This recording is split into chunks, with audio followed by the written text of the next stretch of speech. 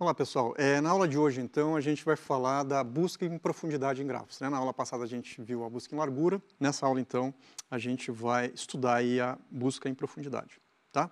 Então, como o nome diz, né, a busca em profundidade, né, ela vai fazer incursões profundas no grafo, retrocedendo aí somente, né, quando não tiver mais novos nós a visitar. Então, diferentemente do que a gente tinha visto lá na busca em largura, né, onde eu visitava todos os nós a uma mesma distância antes de partir para os nós mais distantes, na busca em profundidade, sempre que eu encontrar uma aresta num nó descoberto, eu continuo seguindo em frente, né? Então, eu descobri um vértice, esse vértice tem uma aresta, eu vou para o próximo vértice. E vou fazendo isso, né, até que eu não tenha, né, mais nenhuma aresta em nenhum vértice, só então eu retrocedo. Tá? Então, também como o BFS, que a gente comentou, o DFS ele também é a base para vários algoritmos, aí, principalmente algoritmos de exploração de labirintos. Tá? Em termos da implementação, né, eu tinha comentado no finalzinho da aula passada com vocês que existia aí uma sutileza e que, né, com essa pequena mudança, né, a gente mudava a estratégia de busca em largura para busca em profundidade.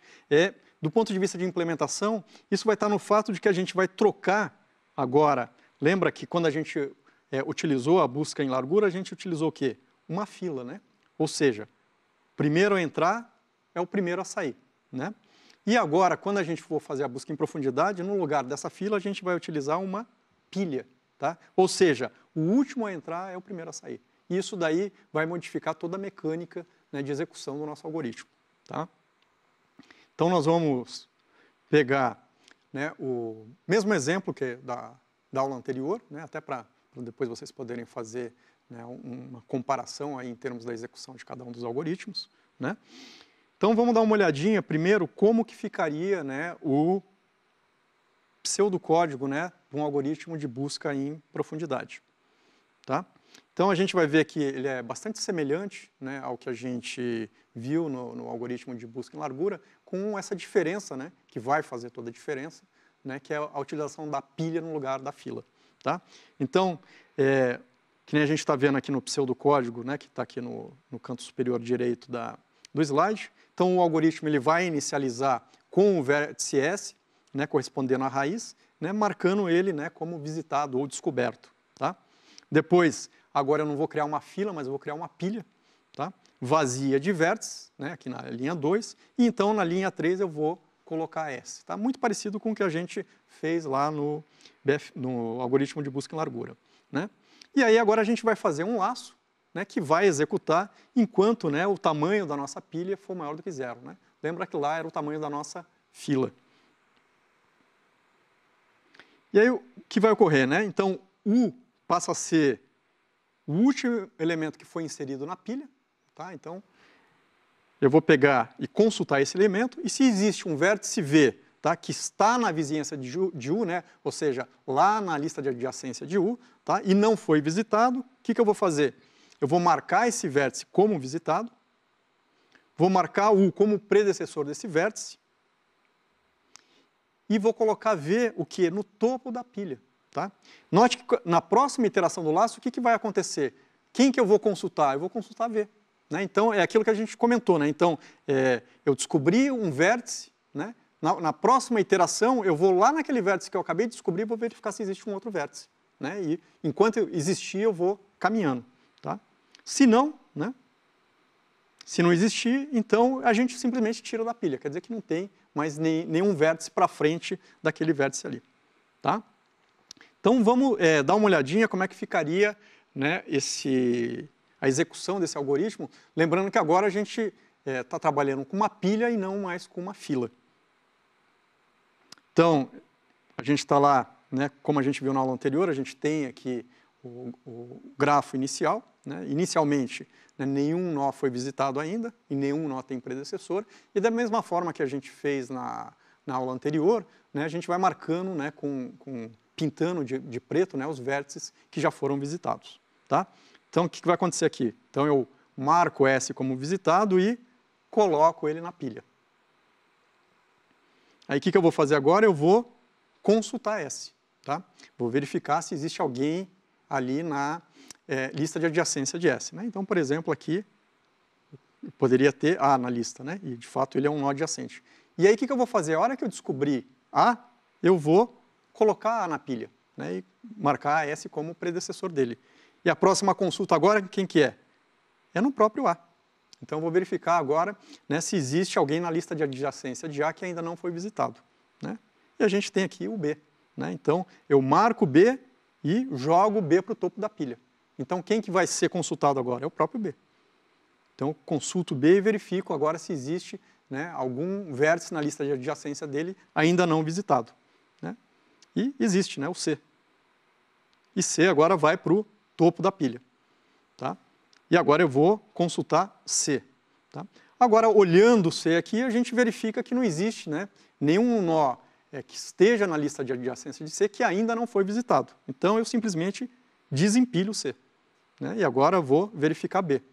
Verifico B aqui, de novo, né? Agora não existe mais ninguém na lista de adjacência de B que já não foi visitado. Então, eu desempilho B.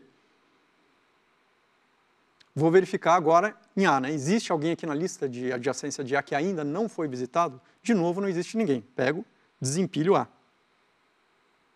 Ficou só S lá. Então, agora eu vou consultar S. Existe alguém na lista de adjacência de S que ainda não foi visitado? Tem, né? Então, quem? Tem o E. Então, eu marco o E e jogo o E para a pilha. E agora, quem que eu consulto? O E. Né? Então, vou consultar, tem alguém na lista de adjacência de E que não foi visitado? Tem, né? O nó D. Então, marco D e jogo D para a pilha. E agora eu vou consultar D, né? Na verdade, todo mundo já foi visitado agora, né? Então, a pilha agora vai começar a diminuir até zerar. Mas, né, segundo o nosso algoritmo, eu vou fazer a consulta, né? Então, vou verificar aqui se existe, né, alguém na lista de adjacência de D que ainda não foi visitado, não tem ninguém, então eu desempilho D. Verifico agora se existe alguém na lista de adjacência de E que não foi visitado, todo mundo já foi, desempilho E. E agora eu vou verificar, né, se existe alguém na lista de adjacência de S que ainda não foi visitado, né? Todo mundo já foi visitado, desempilho S. Ou seja, a minha lista agora, perdão, a minha pilha agora ficou igual a zero, né? Então, isso quer dizer que o meu algoritmo termina. E aí a gente tem como resultado, né, todos os nós visitados agora, né, todos os nós foram visitados, e a gente tem exatamente a sequência de predecessores, né? E se a gente seguir agora essa sequência de predecessores, né, a gente vai ver que o algoritmo gerou exatamente essa árvore de busca em profundidade para a gente, tá? Onde S é predecessor de E e de A, E é predecessor de D, A é predecessor de B e B é predecessor de C, tá? Vamos dar uma olhadinha agora como é que fica o tempo de execução desse algoritmo. De novo, né, aqui tem aquela consideração que a gente tinha feito na aula passada, lembrando, né, que tanto a busca em largura quanto a busca em profundidade, né, elas vão descobrir, né, os vértices alcançáveis. Então, se eventualmente o meu grafo for não conexo, né, então a gente está falando de uma componente conexa, tá? E aí a gente está, né, dizendo aqui que o número de nós e o número de arestas, né, vão ser dados aqui, né, por NS e MS, né? Se eu tiver com um gráfico que é conexo, então, né, esses valores são iguais a V e E, tá? Então a gente está pegando aqui o caso mais geral, né? Que eventualmente eu posso estar só dentro de uma componente conexa, tá? Então, olhando aqui a primeira linha, tempo de execução constante, segunda linha também vai ter tempo de execução constante. Aqui também tempo de execução constante, né? A gente está simplesmente aqui fazendo atribuições, criando a pilha, né? Colocando o S dentro da pilha, né? São operações aí de tempo constante. Depois aqui, essa parte aqui, ó, o que a gente tem, né? O laço ele vai executar para cada consulta na lista de adjacência, né? De cada vértice. Tá?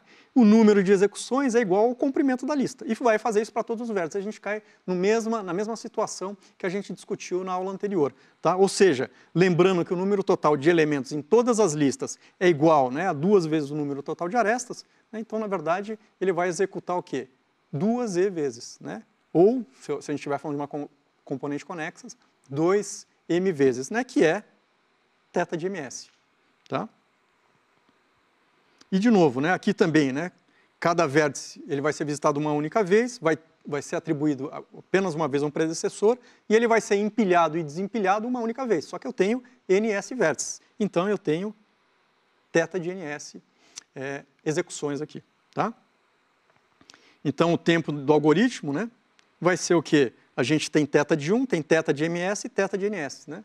Que é a mesma situação passada, né? Então, esse cara aqui, eu posso desprezar ele, né? Porque o θ de ms e o θ de ns dominam, e θ de ms mais θ de ns é simplesmente θ de ms mais ns, tá? Como ms é menor ou igual a e ns é menor ou igual a v, né? Então, o tempo de execução, posso dizer que o tempo de execução é pelo menos O de V mais E, né? Ou seja, o tempo de execução também nesse caso aqui é um tempo linear, ok? Bom, uma outra situação que a gente pode ter, normalmente quando a gente está falando em termos de busca em profundidade, é mais comum você encontrar algoritmos recursivos do que iterativos, como o que a gente acabou de ver, tá? Por quê? Porque, na verdade, como a gente está usando pilha, né, na verdade a gente troca, né, a pilha do algoritmo iterativo pela pilha de recursão. Tá? Então, como que ficaria a cara, né, de um algoritmo recursivo, né, de busca em profundidade? Tá? Então, aqui a gente tem, né, um exemplo, seria bastante simples. Né? Então, o que eu tenho? Né, eu marco aqui, né, o meu vértice de entrada, né, que seria o meu vértice S lá no início, né, como já visitado, e para todo vértice V pertencente lá à lista de adjacência, né, se o meu vértice ainda não foi visitado, então o que eu vou fazer? Eu marco, né, aquele vértice U, né, no caso aqui S, como vértice predecessor do vértice descoberto, e o que eu faço? Eu faço uma chamada recursiva utilizando o vértice descoberto. Né? Então, o que eu faço? Eu descobri um vértice, a partir daquele vértice eu faço uma chamada recursiva, onde aquele novo vértice passa a ser, vamos dizer assim, a raiz da próxima recursão. Né? Então, eu vou fazendo chamadas recursivas enquanto eu for descobrindo novos vértices. Né? Então, eu vou caminhando em profundidade no meu grafo. Ok? Então, essa daqui seria uma outra implementação possível. Né? E também aqui, né, nesse caso, tá, dá para mostrar que o tempo de execução é O de V mais E. Ok? Bom, pessoal, então com isso, né, a gente viu, né, essa semana, a gente falou um pouco de grafos, né, introduziu a ideia de grafos, né, falamos aí de dois procedimentos básicos aí, né, de busca em grafos, né, busca em largura e busca em profundidade. Tá? Na semana que vem, a gente não vai estar focado especificamente em grafo, mas a gente ainda vai ver algoritmos, né, que utilizam, né, que trabalham sobre grafos, que é o caso do algoritmo de Dijkstra que eu comentei com vocês.